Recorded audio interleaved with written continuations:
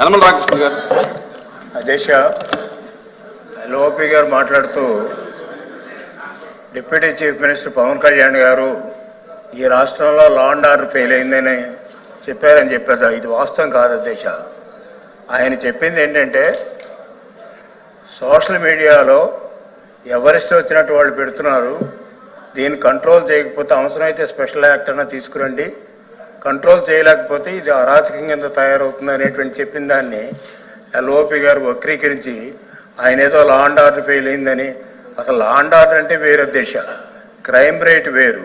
ఈ రెండింటికి difference LOP గారు తెలుసుకోవాలి. అంచేత ఆయన చాలా స్పష్టంగా చెప్పారు.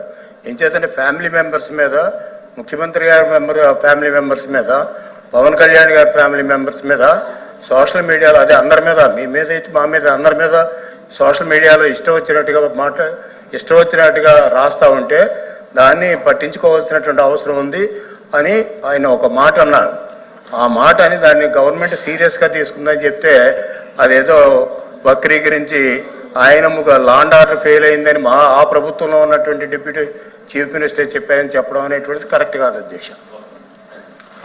మంత్రులకు కానీ సభ్యులకు కానీ ప్రశ్నకి సంబంధించినటువంటి విషయాల మీద మాత్రమే మాట్లాడమని చెప్పి మనం చేస్తా ఉన్నాను.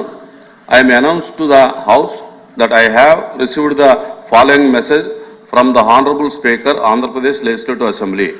In according with Rule 123 of Rules of Procedure and Conduct of Business in the Andhra Pradesh Legislative Assembly, I transmit a copy of the following bills as passed by the Legislative Assembly on 15th November 2024 and signed by me.